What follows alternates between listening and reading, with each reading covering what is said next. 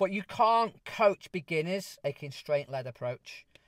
Welcome, as always, to mytenniscoaching.com and My Tennis Coaching on YouTube. And over the past 24 hours, I've had 3 great conversations with coaches, 3 good friends of mine as well, to be honest. And they've talked about the frustrations of working with beginners. And to be fair, all 3 follow some of my stuff. They try out some of my stuff, which is amazing, and fair play to them. But they always have issues with beginners. And I always get hit with, yeah, but you work with competitive players, so this is easier because they've got the skills already. What happens if they've got no skill? If they've got no skill, I've got to teach them the skill before we can do all this constraint-led stuff. Because if they can't do anything, what can I do? So I have to go back to basket feeding and teaching them the basics, the fundamentals, as always. And it's a common theme on social media posts as well. Yeah, but if they can't do that, I need to teach them the basics first. So here's my take on it. First and foremost, we need to teach the players what they need today with what they have. And sometimes as a coach, I've been guilty of this as well. We make the mistake of trying to future-proof the player. We try and teach what we believe they need tomorrow, what they need in a few weeks' time, what they need at the next stage from red to orange. We have this mindset of what they should look like. And that completely blinds us to what's in front of us. Because that's when we start using technical models and long-term player development templates of, okay, what does a player look like and what do I need? I need to get this player from A to B. And that's a completely backwards way of thinking, in my opinion. Because no matter how limited the player is in skill, so let's say they have a low experience and they're not very coordinated and they don't have a great perception action, your job is to teach him tennis with what they have. I don't believe it's to teach him the coordination skills to be able to play tennis. If you can't hit a ball, I'm going to teach you tennis with what you have in the moment. And obviously it might not be tennis as we know the game to be, like over a net with a ball. I may have to constrain the task. So it may have to be on the floor. It may have to be with a beach ball. It may have to be with a balloon. And I have some principles of tennis, or what I call the demands of the game. So what does tennis demand of a person that they play to be successful? Got to be able to start with the ball from your hand, serve. Got to be able to receive the ball, send it back. Got to be able to destabilize or off-balance your opponent.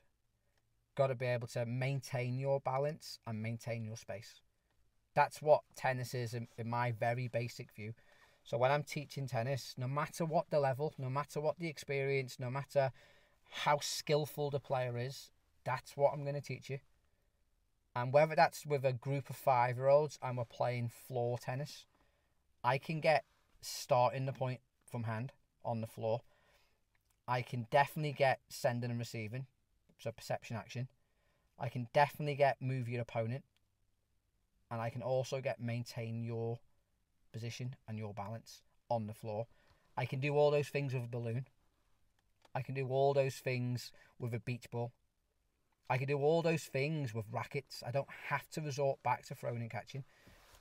And then, again, this is my opinion. This is where I've got it wrong so many times. I've had the mindset, well, they haven't got the coordination. That's what I need to teach them first. I'll teach them coordination, then I'll teach them tennis. But they can learn coordination via tennis. And they're here to play tennis. And this links back to a video I did the other week. Like, why just get them to play tennis? Obviously, they won't be able to play from the baseline and having big, long rallies and hitting the ball as we expect them to. Goes back to what I said before. But they can play a form of tennis using those 5 basic principles that I mentioned before.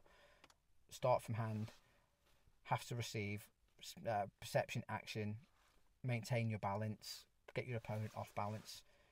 Just stick on those 5 things, and players will be able to do those things within games. And I think sometimes as tennis coaches, we almost restrict it and we constrain it. When we use the word constrain, and we go back to throwing and catching. We go back to, okay, just reduce the space.